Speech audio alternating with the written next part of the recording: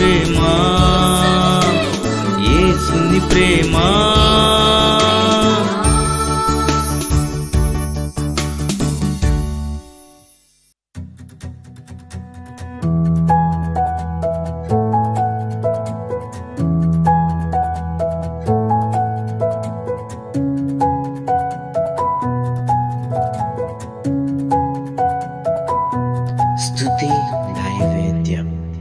ప్రియమైన వాళ్ళరా, అందరూ బాగున్నారు కదా? ఈరోజు 119వ కీర్తన 55, 56 వచనాల మటుకు ధ్యానం చేద్దాం. యెహోవా, రాత్రివేళ నీ నామమును స్మరణ చేయుచున్నాను, నీ ధర్మశాస్త్రమును అనుసరించి నడుచుకొనుచున్నాను, నీ ఉపదేశమును అనుసరించి నడుచుకొనుచున్నాను.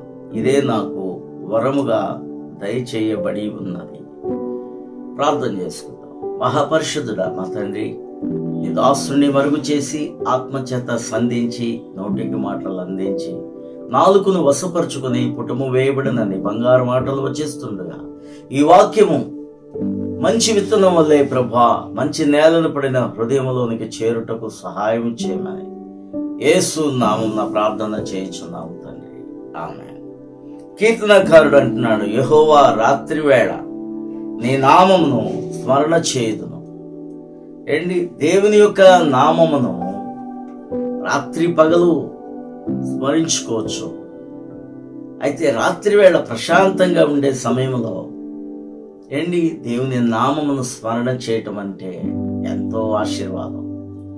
దేవుని నామమును మనం ఉచ్చరించుట, దేవుని నామమును బట్టి మనము ఆయన్ని స్తుతించి పొగుడుట, అది మనకెంతో ఆశీర్వాదం.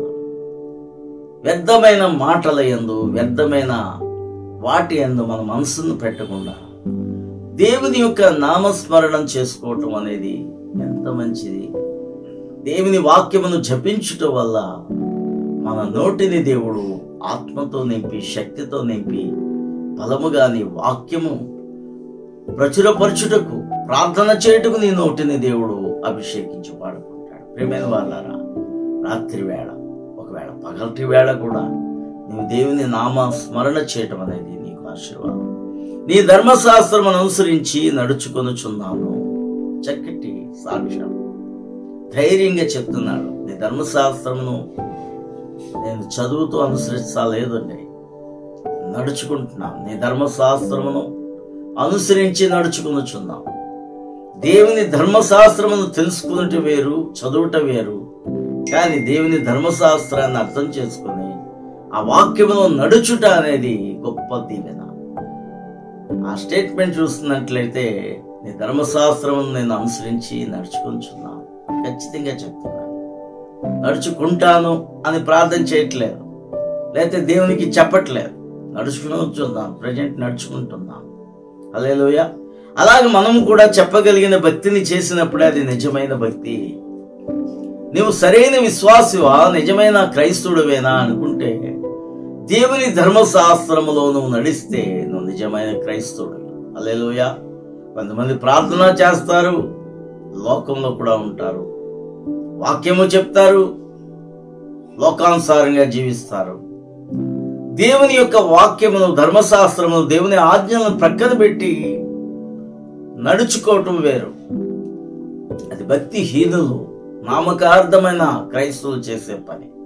నిజమైన క్రైస్తవుడు ఈ ధర్మశాస్త్ర ప్రకారంగా నేను నడుస్తున్నానని ధైర్యంగా చెప్పగలగాలి. హల్లెలూయా. అటువంటి చెప్పే భక్తి మనకి కావాలి. నీ ఉపదేశమును అనుసరించి నడుచుకొనుచున్నాను, ఇదే నాకు వరముగా దయచేయబడి ఉన్నది. నీ ఉపదేశమును అనుసరించి నడుచుకుంటున్నానంట. దేవుని మాట, దేవుని ధర్మశాస్త్రంలో దేవుని ఉపదేశం ఉంది. ఉపదేశం అంటే మంచి సందేశం, బాగు చేసే మాట, బాగు చేసే వాక్యము. హల్లెలూయా. కాబట్టి నువ్వు ఏం చేయాలి, ఏమి చేయకూడదు, ఏం పాటించాలి, ఏమి మానాలి అనేది దేవుని ఉపదేశంలో మనకుంటుంది. ఎక్కడికి వెళ్ళాలి, ఎక్కడికి వెళ్ళకూడదు, ఏది చూడాలి, ఏది చూడకూడదు, ఏది వినాలి, ఏది వినకూడదు, ఎక్కడికి నడవాలి, ఎక్కడికి పరిగెత్తాలి, ఎక్కడికి నడవకూడదు, ఎక్కడికి పరిగెత్తకూడదు, ఇవన్నీ దేవుని యొక్క వాక్యములో, ఆయన ఉపదేశంలో ఉంటాయి. ఆ ఉపదేశమును మనం అనుసరించి నడుచుకుంటే అదే జీవ మార్గం. హల్లెలూయా. పరలోక రాజ్యానికి మార్గము నేను అన్నాడు. ఆ మార్గము, ఆయన ఉపదేశంలో మనం నడిచేవారు ఆ మార్గములో పరలోక రాజ్యానికి చేరుకుంటారు. పరలోక రాజ్యానికి చేరాలని ఆశ ఉండేవాడు దేవుని ఉపదేశమును ప్రేమించాలి. దేవుని యొక్క ధర్మశాస్త్రమును అనుసరించి నడుచుకోవటానికి చక్కటి తీర్మానం చేసుకొని ఒకప్పుడు నేను నడుస్తున్నానని చెప్పగలగాలి. దేవునికి స్తోత్రం చెల్లిద్దాం. కాబట్టి ప్రియమైన వారలారా, ఇక్కడ చివరి మాట చూస్తే, ఇదే నాకు వరముగా దయచేయబడి ఉన్నది. వరము అంటే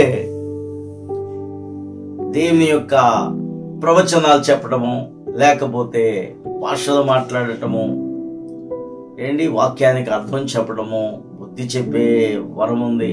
ఎన్నో నానా విధములైన వరాలు ఉన్నాయి. 9 వరాలు ఉన్నాయి. అవిగాక ఇంకా ప్రత్యేకమైన వరాలు ఉన్నాయి. తలాంతులు ఉన్నాయి. కాబట్టి ఇవన్నీ వరాలే. కానీ ఈ కీర్తనాకారుడు చెప్పే వరం ఏంటంటే దేవుని ధర్మశాస్త్రములో నడుచుట, దేవుని ఉపదేశంలో నడుచుట అనేవి తన జీవితంలో వరాలుగా మారిపోయినాయి. అంటే దేవుని ధర్మశాస్త్రంలో నడవాలన్నా, దేవుని ఉపదేశాన్ని మనం విని ఆ ఉపదేశ ప్రకారంగా బ్రతకాలన్నా కూడా అది నీ జీవితంలో ఒక వరముగా దేవుడు ఇవ్వాలి. అంటే ఆ వరాన్ని పొందుకోవాలి. ఆ వరాన్ని మనం అడగాలి. హల్లెలూయా.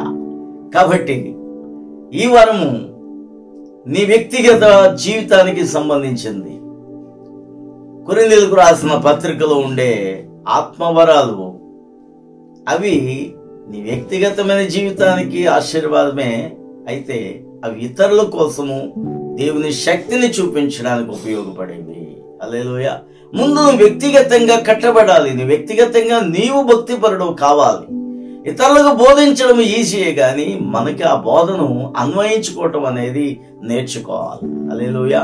ప్రియమైన వారలారా, మీ భక్తి మీకు ధైర్యాన్ని కలిగించాలి. ధైర్యంగా నీ ఉపదేశాన్ని నేను ప్రేమిస్తున్నాను ప్రభా, నీ ఉపదేశంలో నేను నడుస్తున్నాను తండ్రి, అదే నాకు వరమైపోయింది తండ్రి అని చెప్పగలిగే మంచి భక్తిని చేద్దామా? అటువంటి భక్తి పనులు కావాలండి. అప్పుడే దేవుడు నిన్ను చూసి సంతోషిస్తాడు. ప్రార్థన చేసుకుందాం. మహాపరిశుద్ధుడా మా తండ్రి, నీ కృపలో మమ్మల్ని జ్ఞాపకం చేసుకుని దీవించి ఆస్వాదించండి. వాక్యము వింటున్న ప్రతి ఒక్కరు భక్తి పనులు కావడానికి సహాయం చేయండి. ఏవో తండ్రి ధర్మశాస్త్రమును అందులో నడిచేవారుగా ఉండే వరమును పొందుకునే భాగ్యము, దేవుని ఉపదేశంలో నడిచేవారుగా ఉండే వరమును పొందుకునే ధన్యతను ప్రతి ఒక్కరికి దయచేయమని యేసు నామమున ప్రార్థన చేయుచున్నాం తండ్రి. ఆమేన్. ఈరోజు పుట్టినరోజు జరుపుకుంటున్న ఆలివ్ సూసన్ని, అలాగే సాగర్ని దేవుడు దీవించి ఆశీర్వదించి మంచి ఆరోగ్యాలు దేవుడు ఇచ్చునుగాక, మంచి జ్ఞానంతో వారిని నింపునుగాక.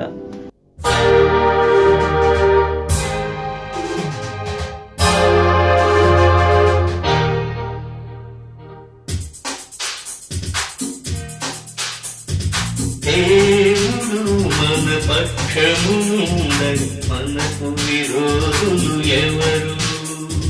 దేవుడు మన పక్షముండని మనకు విరోధులు ఎవరు? దేవుడు అతిథీయుడు ఫలమై